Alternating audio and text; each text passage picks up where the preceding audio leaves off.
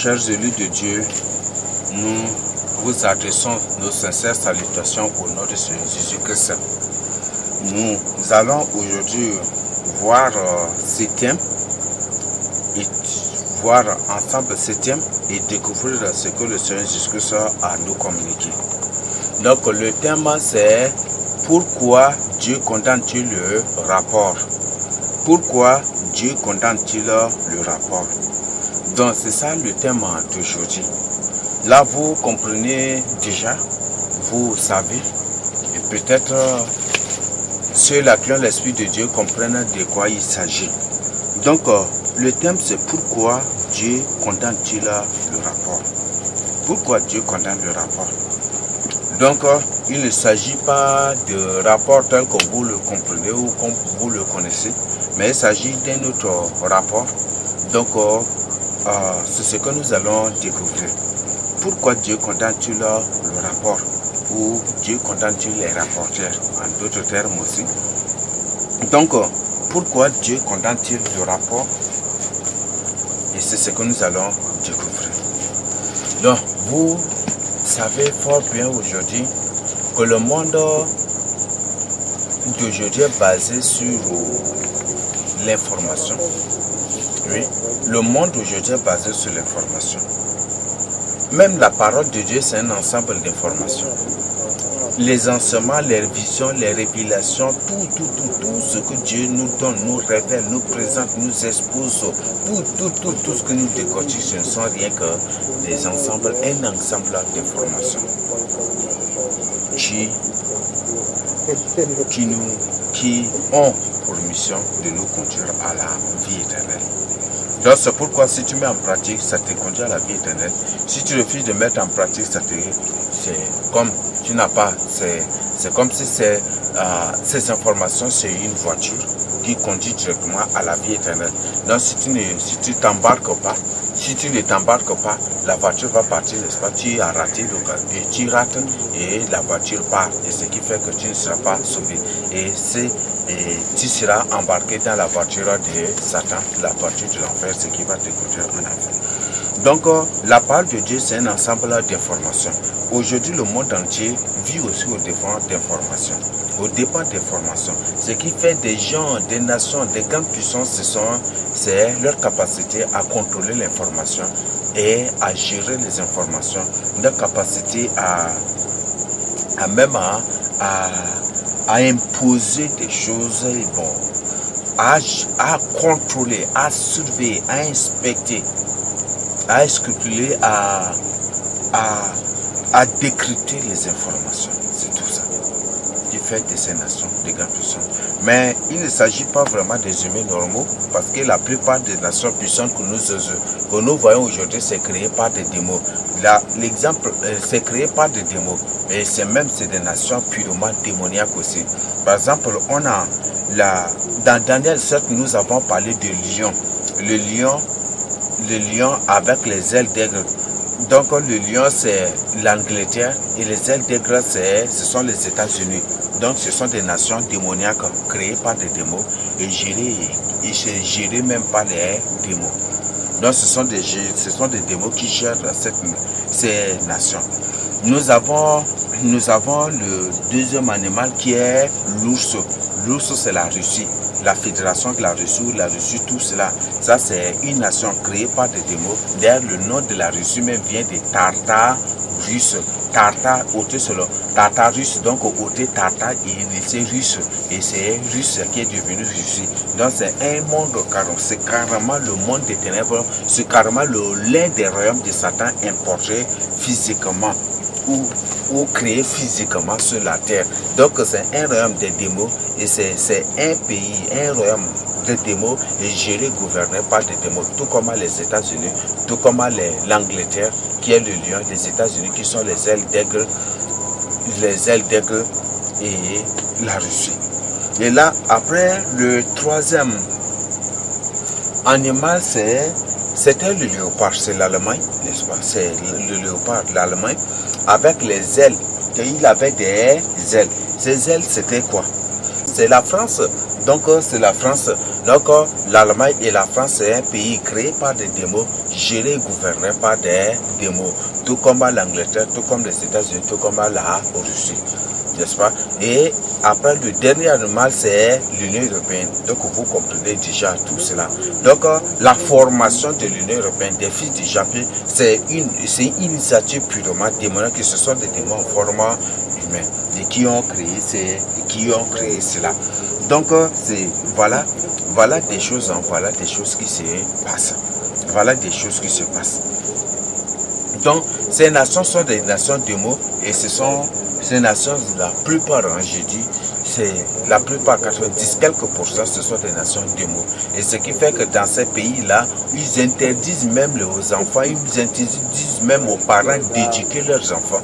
Ils interdisent même aux parents d'éduquer, de corriger leurs enfants à la maison. Pourquoi? Parce que ce sont réellement des démos importés physiquement sur la terre. C'est pour ça qu'ils réclament l'éducation de ces enfants et ils prennent ces enfants pour les initier à l'occultisme. Et ces enfants sont en contact avec les démons, avec les monstres, avec des trucs, et c'est n'importe quoi. Et voilà le problème. Et c'est des pareilles choses que les gens aiment. Et c'est dans ces pays que beaucoup de gens partent pour être formés, pour devenir des soi-disant serviteurs de Dieu. Et quand ils viennent de là-bas, quand une personne, ils partent en France, ou en Angleterre, ou aux États-Unis, ou peut-être en Allemagne, ou en soi-disant État de Jérusalem, ou si la personne part en Europe seulement s'il revient, ou il part seulement en Amérique seulement s'il revient, lui là, c'est comme si même le paradis de Dieu là, ce n'est rien encore à ce yeux. Et voilà le grand problème d'aujourd'hui. Donc le monde vit au dépend d'informations. Et comme le monde vit au dépend d'informations, Satan, pour avoir beaucoup d'âmes, manipule aussi des informations. Et là, c'est ça le grand danger. C'est ça le grand problème. Donc Satan, pour avoir des âmes, qu'est-ce qu'il fait? Il manipule les informations. Il appelle le faux le vrai. Et il appelle le vrai le faux. Il manipule des choses. C'est là qu'il faut être sage et intelligent pour comprendre. Comme à Daniel, là j'avais dit à Daniel que ce sont les sages qui comprendront ces choses et qui avertiront les autres. Donc il faut que tu sois sage pour comprendre les astuces, les stratégies, les ruses de l'ennemi, les séductions de l'ennemi, les manipulations de l'ennemi. Il faut que tu sois sage. Et donc Satan manipule les informations. Il transforme. Donc, si c'est le vrai, il dit que c'est le faux. Et comme aujourd'hui, c'est le monde où il y a beaucoup de sorciers, beaucoup de combattants de Dieu, les gens nient l'existence de Dieu, les gens n'aiment pas Dieu. Même il y a ceux-là qui prononcent le nom de Dieu, le nom de Saint Jésus, mais qui, dans leur cœur, ne l'aiment point du tout. Mais dans leur bouche, ils disent Seigneur, Seigneur, et ils fuient, ils brandissent la Bible pour dire qu'ils aiment alors qu'ils n'aiment point du tout le Seigneur. Une personne qui aime le Seigneur, c'est si facile de le connaître. C'est si facile de le reconnaître. C'est si facile de le connaître. Donc, Satan manipule d'informations. Donc, les vrais serviteurs de Dieu, Satan les appelle des faux, les sorciers, les démons, les magiciens, les féticheurs, les agents de Satan, ceux qui sont dans l'occultisme, ceux qui travaillent consciemment, ou même inconsciemment par manipulation, appellent les vrais le faux. Et pourquoi ils les appellent des faux? Dans le but, c'est pour empêcher les gens de venir vers ces vrais-là, pour recevoir la vérité et être sauvés. C'est ça. Et c'est ça le grand problème. Et c'est ça ce qu'ils font. Puisque comme ils ont des médias, ils ont tout à leur disposition. Et comme ils sont les plus écoutés, et c'est un monde où le degré de méchanceté ne cesse d'augmenter, et où c'est un monde dans lequel l'homme n'aime que le mal, l'homme n'aime que le mal, le mal. L'homme n'aime que l'occultisme, l'homme n'aime que des choses sataniques, des choses d'autodestruction, de destruction. L'homme n'aime que le mal. Alors, ils savent. Et qu'est-ce qu'ils font? Comme l'homme n'aime que ces choses-là. Quand Ils se répandent partout et ils disent c'est le faux, ne venez pas, c'est le faux, ne croyez pas, c'est le faux, doutez, c'est le faux, étudiez encore, c'est le faux, examinez, c'est le faux, c'est le faux, c'est le faux, c'est le faux, c'est le faux, c'est le faux. Et ces hommes corrompus, ces hommes qui ne cherchent qu'à être encouragés dans leur mal, dans leur méchanceté, dans leur perversité, dans leur corruption. Quand ils écoutent que c'est le faux, au lieu de vérifier l'information, ils ne vérifient pas et ils se mettent à dire que c'est faux. C'est ça le problème. Donc c'est pourquoi ouvre tes yeux aujourd'hui. Le Seigneur clairement dit, vous les reconnaîtrez par rapport à leurs fruits. Vous les reconnaîtrez par rapport à leurs fruits. Tu ne peux pas rester de loin et étudier une personne. Ça c'est impossible. Au moins que le Seigneur lui-même dans sa souveraineté te révèle la personne ou te révèle ce qu'est la personne. Mais ce que je tiens à t'informer, il y a une histoire biblique que je tiens, c'est très important, je dois d'abord, je me vois l'obligation, je me sens obligé de partager ça vraiment avec vous. Il y a une histoire biblique dans Jean 1, je crois que c'est du verset 38 ou c'est 48 à 54. Un jour, André Philippe, ces gens avaient trouvé Nathanaël. Ils lui ont dit, nous avons vu le Christ, le Messie. Nous avons vu le Messie, le Christ. Nathanaël dit, est-ce que de Galilée là vient quand même quelque chose de bon? Vous voyez ça? Est-ce que de Galilée vient quelque chose de bon? Vous croyez que c'est de la bouche de ces gens, d'André, de Philippe? Est-ce que c'est de leur bouche seulement qu'il a entendu ça? Non. C'était une rumeur, ça s'est répandu, la nouvelle est partie, répandue partout. Même Jean-Baptiste avait témoigné le Seigneur. Donc ce n'est pas seulement, c'était une nouvelle partout, presque mondiale, je peux même le dire. Oui, c'est même mondial aussi. Et c'est la nouvelle qui est répandue partout. Et lui dit, est-ce que de Galilée là vient quelque chose de bon? Non. Et après, quelle réponse ils lui ont donné? Il dit, viens et vois. Ça, c'est une interpellation. Viens et vois. Avant de juger, avant de condamner, il faut écouter et voir. Il ne faut pas écouter les accusateurs, mais il faut écouter les accusés aussi. Oui. Il faut écouter les accusés. Il faut écouter même les témoins. Toi, tu n'as même pas écouté. Tu n'as même pas vu. Et tu dis, non, c'est faux, hein, c'est faux, c'est faux, c'est faux, c'est un faux serviteur de Dieu. Non, c'est un faux, c'est une fausse doctrine. Qu'est-ce qui est de faux? Qu'est-ce qui est de faux? Le Seigneur clairement dit, s'ils m'ont rejeté, vous serez aussi rejetés. S'ils ont accepté mes paroles, s'ils ont rejeté mes paroles, s'ils n'ont point accepté mes paroles, ils n'accepteront point aussi les vôtres. Et vous savez bien que les deux témoins sont les disciples du Seigneur Jésus-Christ aussi, n'est-ce pas? Ils sont aussi ils sont premièrement disciples du Seigneur Jésus-Christ. N'est-ce pas?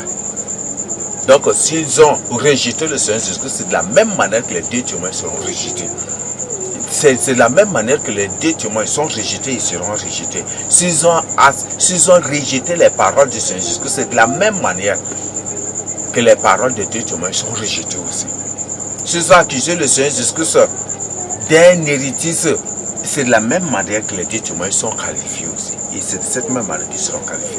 S'ils ont accusé le Seigneur Jésus-Christ et s'ils l'ont traité d'une personne qui enseigne des fausses doctrines, qui enseigne des fausses choses, c'est une personne qui corrompt, une personne qui répand de fausses doctrines, des fausses choses.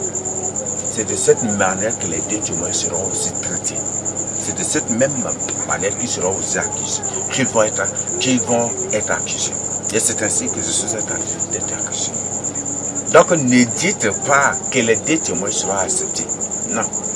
Les deux témoins ne vont pas, ils ne sont pas acceptés et ils ne seront pas acceptés. C'est sauf les élus qui accepteront les deux témoins et qui comprendront que ce sont les deux témoins qui croiront que ce sont les dieux témoins et ils comprendront à travers les œuvres, à travers les enseignements, à travers des choses que le Seigneur leur révèle, des choses que le Seigneur leur fasse découvrir, à travers des choses que le Seigneur leur expose. C'est à travers cela qu'ils comprendront que non, ces dieux-là, les dieux-là, ou celui-là, c'est le vrai témoin du Seigneur Jésus-Christ. C'est le vrai homme de Dieu. Et c'est celui-là qui prendront la décision pour suivre le Seigneur Jésus-Christ. Oui.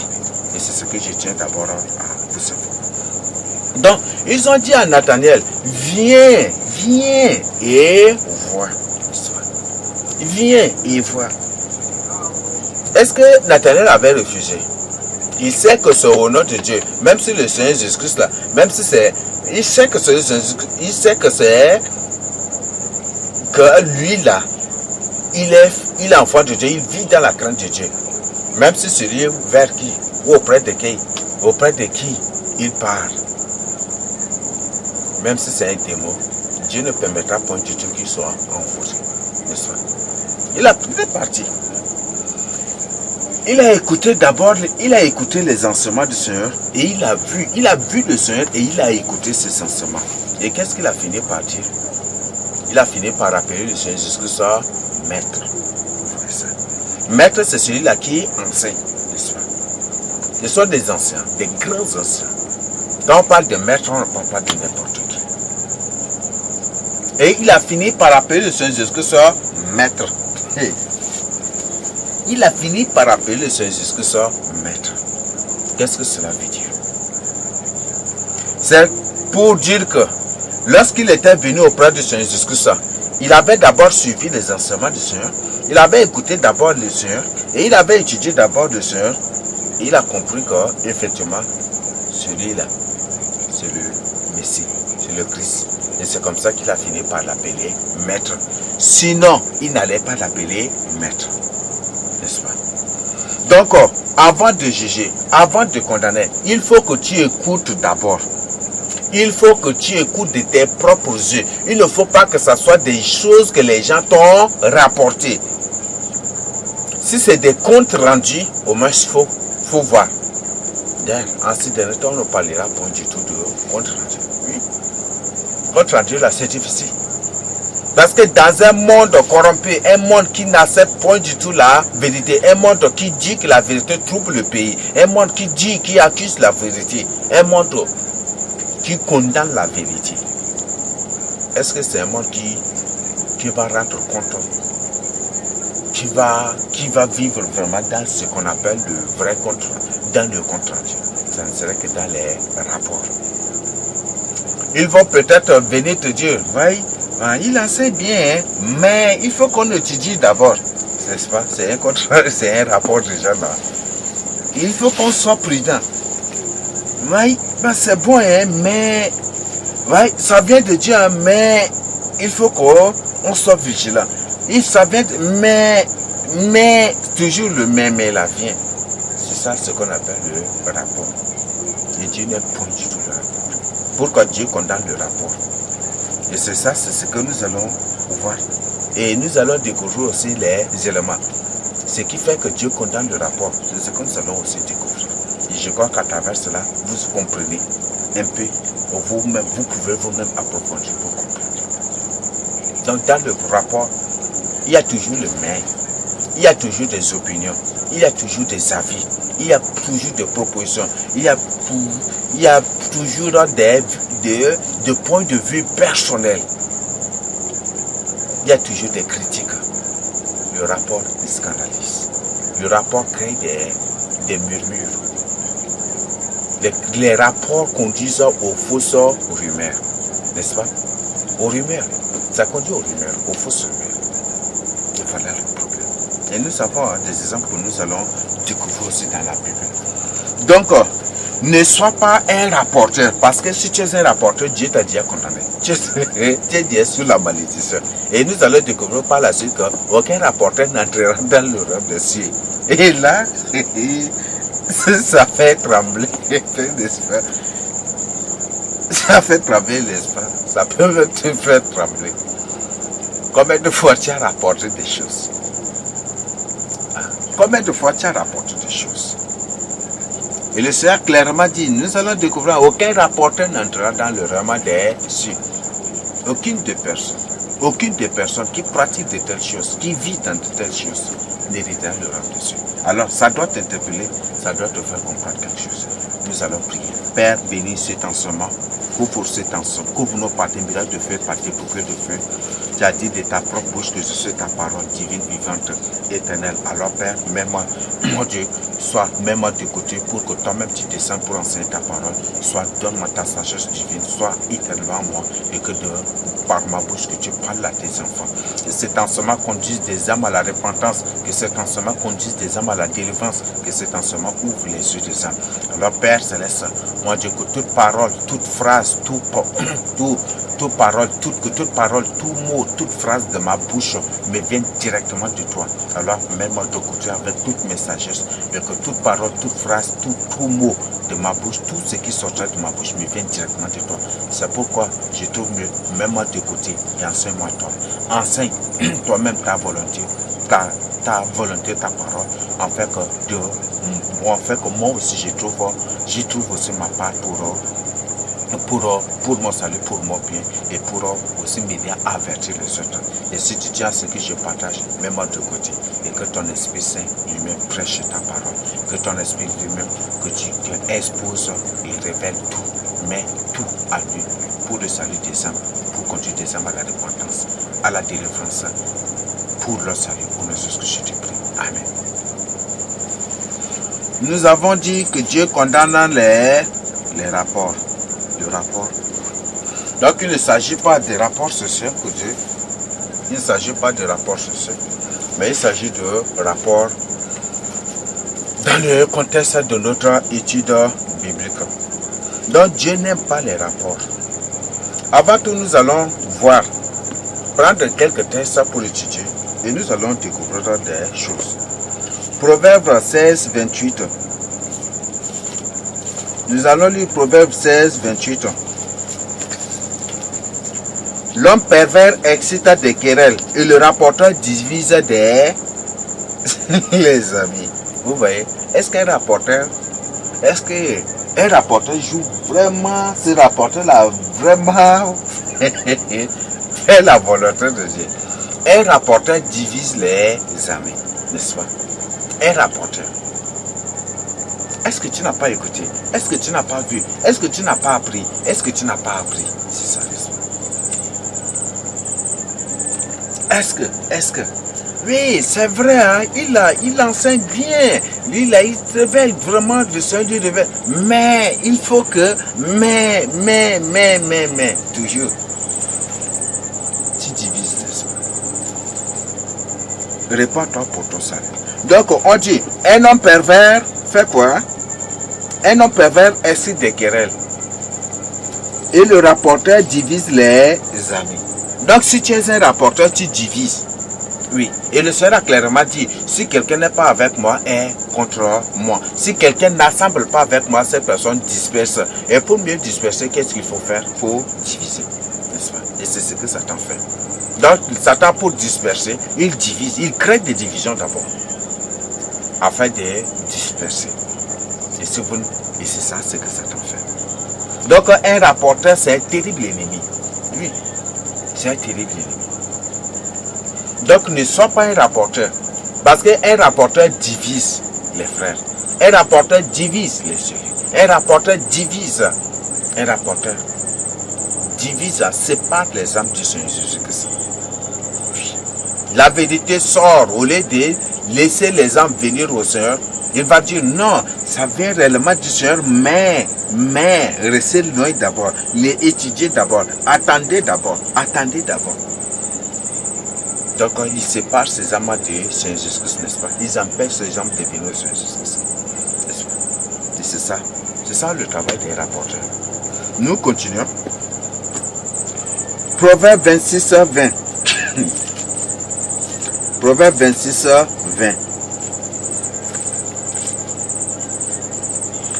Faute de bois, le feu s'éteint. Et quand il n'y a point de rapporteur, la querelle s'apaise. Vous voyez. Donc à travers cela, qu'est-ce qu'on nous dit? Quand il n'y a pas de rapporteur, la querelle s'apaise. Donc, en d'autres termes, les rapporteurs apportent ce qu'on appelle les querelles, les disputes, les débats, les murmures, les scandales. C'est ça, n'est-ce pas? Même la bagarre. La bagarre, c'est ça. C'est ça le travail des rapporteurs. Quand nous allons étudier un cas ici biblique, vous allez vous-même comprendre, n'est-ce pas? Donc, quand il n'y a pas de rapporteur, la querelle s'apaise. Oui. Quand par exemple tu as un problème avec toi, vous êtes là, peut-être vous vous reprochez. Et quand il n'y a pas un rapporteur là, vous allez vous comprendre et c'est fini, n'est-ce pas? Mais si le rapporteur est là, il dit, mais ce jour, il a fait ça, il a dit, et quand en te disant ça, ça va augmenter ta tension, non? Ça augmente et automatiquement tu vas te mettre à dire autre chose. Et quand il va, et s'il ne fait que rappeler des choses ou te rapporter, ça te pousse, ça t'excite à faire des choses que tu ne dois pas du tout faire. Un rapporteur allume toujours le feu. Les rapporteurs allument le feu. Ils attisent le feu. Et ils allument. Et ils consument même les gens. S'ils consument les gens, la Bible dit que le rapporteur divise les amis. Donc c'est une personne qui met le feu, n'est-ce pas? Pour séparer les gens.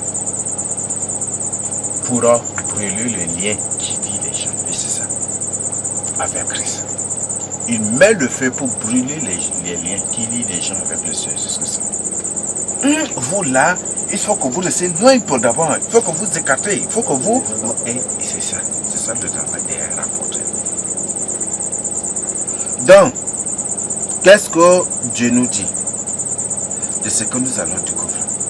Donc, le rapport, est-ce que c'est bon encore? Puisque en présentant déjà les faits bibliques, en présentant ces références bibliques et en présentant ces points introductifs, je crois que vous comprenez déjà ce qu'on appelle le rapport, n'est-ce pas? Vous comprenez déjà ce qu'on appelle le rapport. Donc, au point de ce... Je crois que nous allons avancer. Donc maintenant, nous allons voir directement le point 2, le grand 2. Différence entre un rapport et un compte rendu. S'il y a un rapport, s'il y a le rapport, il y a aussi le compte rendu. N'est-ce pas? S'il y a le rapport, il y a le compte rendu. Et qu'est-ce que le compte rendu? Qu'est-ce qu'un rapport? Un rapport dans un rapport. Dans un rapport, il y a des points de vue. Un rapport là, bon, pour d'abord comprendre, un rapport c'est le fait de relater un fait passé. Et un rapporteur n'est pas obligatoirement un témoin direct d'un fait. Il peut être une personne qui a été juste informée d'un fait et qui rapporte aux autres. C'est ça le grand problème. Ça peut être une personne qui n'a point du tout vu de ses propres yeux, qui n'a point du tout écouté ni entendu de ses propres yeux, mais on lui a juste rapporté et lui aussi il rapporte aux autres que c'est ça. Nous avons fait la Bible et nous allons découvrir ça dans la Bible. C'est à cause de ça que le Seigneur condamne le rapport. Oui, Dieu condamne ce qu'on appelle le rapport, ou les rapporteurs. Dieu condamne cela. Donc, soit devient d'abord une personne qui fait plutôt le compte rendu, mais ne soit pas un rapporteur. Parce que Dieu condamne le rapport. Donc, dans le rapport, nous avons d'abord quoi? Des opinions personnelles. Nous avons des avis personnels. Le rapport n'est point du tout fidèle. Aucun rapport n'est fidèle. Il n'y a point du tout de fidélité dans le rapport. N'est-ce pas? Il n'y a point du tout d'objectivité dans le rapport. Il n'y a point du tout de fidélité ni d'objectivité. Le rapport est toujours subjectif. Dans le rapport, on critique, on juge, on condamne, on fait ceci. Dans le rapport, il y a tout. Il y a tout. Oui. Il y a tout. Sauf la vérité n'existe pas dans le rapport. Parce que le rapport pousse les gens au scandale, pousse les gens à se détacher du Seigneur. Donc, dans le rapport, il y a des avis personnels, il y a des critiques, il y a des mises en garde, il y a des reproches, il y a des ceci, il y a des cela, il y a des points de vue personnels. Dans le rapport, parfois, un rapporteur qui juste lui-même a appris la nouvelle et qui rapporte à autre, lui c'est une personne qui ne vérifie pas d'informations. Il ne vérifie pas les informations. Donc dans le rapport, il n'y a pas aussi de vérification d'informations. Vous voyez, c'est ça le grand problème. Alors la question à te poser, tu es un rapporteur ou tu es une personne qui fait le compte rendu? Un rendeur de compte fou, c'est quoi? Mais est-ce que tu es un rapporteur, une personne qui fait des comptes rendus? C'est la question à te poser. Tandis que dans le compte rendu, nous avons la fidélité, l'objectivité. C'est ce que tu as vu que tu témoignes. C'est ce que tu as entendu, c'est ce que tu as écouté de tes propres oreilles que tu rapportes, que tu communiques, que tu présentes. C'est ça, le compte rendu. Tu vois, tu as vu et tu as écouté et tu rapportes. Et c'est ce que, si c'est point, c'est point. Si c'est virgule, c'est virgule. Si c'est ceci, c'est cela. Si c'est cela, c'est cela. Si c'est ceci, c'est ceci. Si c'est cela, c'est cela. Et il n'y a point du tout d'opinion personnelle, il n'y a point du tout de subjectivité, il n'y a point du tout de ceci, il n'y a point du tout de cela. Le compte rendu, c'est le compte rendu. Et là, ça doit vraiment vous interpeller. Donc voilà la différence entre le rapport et le compte rendu. Nous allons passer au point 2, l'exemple des 12 rapporteurs. Il s'agit de quel exemple? Il s'agit de quel? Des 12 espions envoyés par Moïse. Moïse les a envoyés pour aller explorer le pays. C'était à Aïno. Pour voir, pour explorer. Ils sont partis, ils ont mangé le fruit, ils sont partis, ils étaient contents, ils sont partis. De ce retour. Maintenant, comme on les a envoyés en mission, ils doivent faire au moins le compte rendu, n'est-ce pas? On leur a demandé le compte rendu. Et eux, ils ont fait le rapport. Ceux-là qui ont fait le compte rendu, c'est sauf Josué et Caleb. Ça. Sauf ceux-là qui ont fait le compte rendu, c'est Josué et Caleb. Tandis que les 10 ont fait ce qu'on appelle le rapport. Ils ont fait le rapport. Alors que ce qu'on leur avait demandé, c'est le compte rendu, pas le rapport. Vous voyez ça? Josué et Caleb ont dit non, ils ont dit, le pays c'est un beau pays. Il y a des arbres, nous avons vu ceci, nous avons vu cela. Et c'est cela, et ceci, et ceci. Ils se sont arrêtés net là. Et leur conseil, c'est de compter juste sur Dieu. C'est de compter sur Dieu, mais pas sur eux-mêmes. N'est-ce pas? Même Josué et Caleb ont dit qu'ils ont vu les fils d'Anak de ceci. Ils ont vu les fils d'Anak, les géants. Est-ce qu'ils ont fait la description? Qu'ils ont vu juste les géants. Donc c'est un compte rendu qu'on leur a demandé. Et qu'est-ce qu'ils ont? Et tandis que les 10, qu'est-ce qu'ils ont fait? Ils ont fait le rapport. Et c'est là où ça va tout gâcher. Ça va créer un terrible scandale.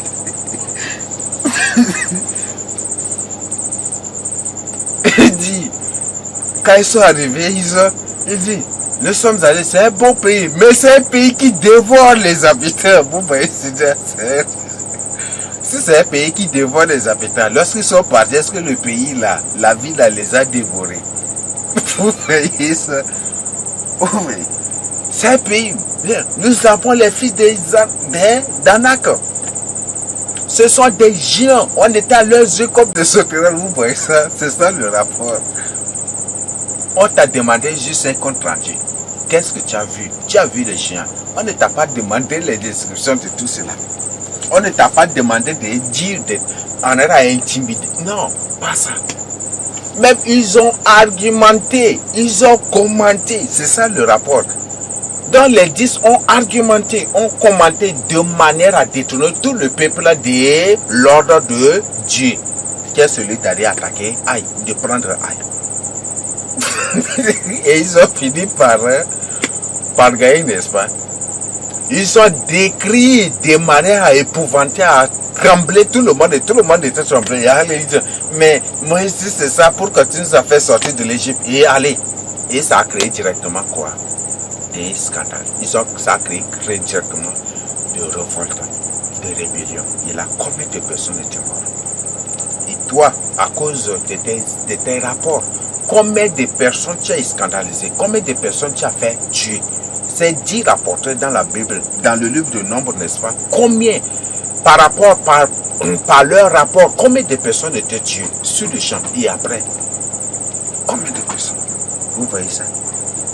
Combien de personnes étaient tuées? Et toi, de la même manière, c'est ce que tu as fait aussi. Et comme nous sommes au temps de la grâce, le Seigneur ne t'a pas frappé sur le champ. Et le Seigneur t'a accordé un temps de repentance. Et toi, comme peut-être rien n'était arrivé, tu es en train de dire, non, depuis là, 1 an, 2 ans, 3 ans, 4 ans, il n'y a rien qui m'est arrivé. Je suis là déclaré. Peut-être tu es en train de dire cela. C'est un temps de repentance que le Seigneur t'a accordé. Et tu dois te repentir.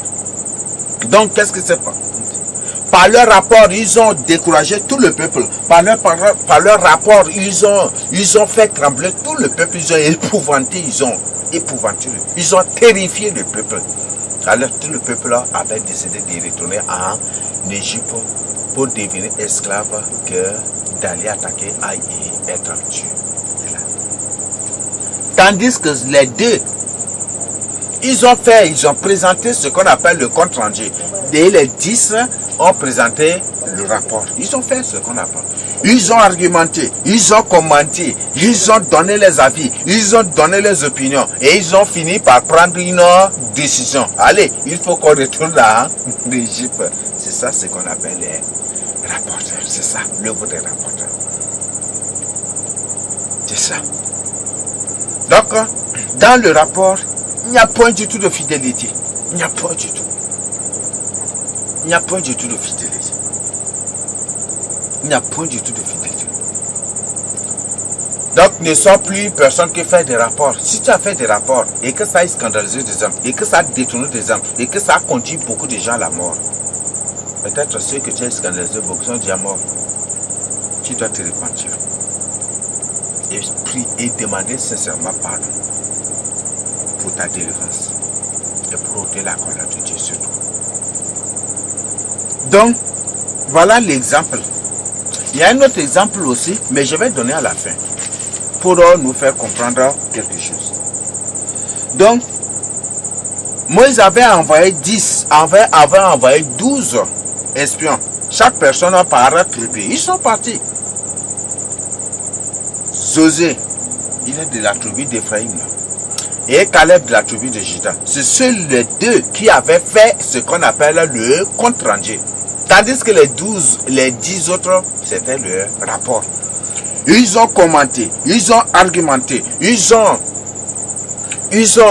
donné les avis, ils ont donné les opinions, leur point de vue personnel. Ils ont proposé et ils ont pris des décisions. Même ils ont critiqué, oui, ils ont critiqué, ils ont jugé, ils ont condamné encore. Et lisez ce nombre 12 ou ce nombre comme lisez vous-même, ou ce nombre 14. Si vous lisez vous-même, vous allez comprendre. Vous allez découvrir tout cela. Et ce point-là, pour le rapport, c'est terrible. Et c'est là qu'il faut vraiment faire attention. Donc, lisez nombre 13 et nombre 14. Lisez vous-même, vous allez comprendre, découvrir tout cela. Mais précisément, là où ils sont revenus pour faire le rapport, vous allez voir. Et quand ils ont présenté le rapport, tout le peuple avait murmuré, n'est-ce pas? Ils ont murmuré contre qui? Est-ce qu'ils ont murmuré contre eux? Ils ont murmuré plutôt contre Moïse et contre Dieu.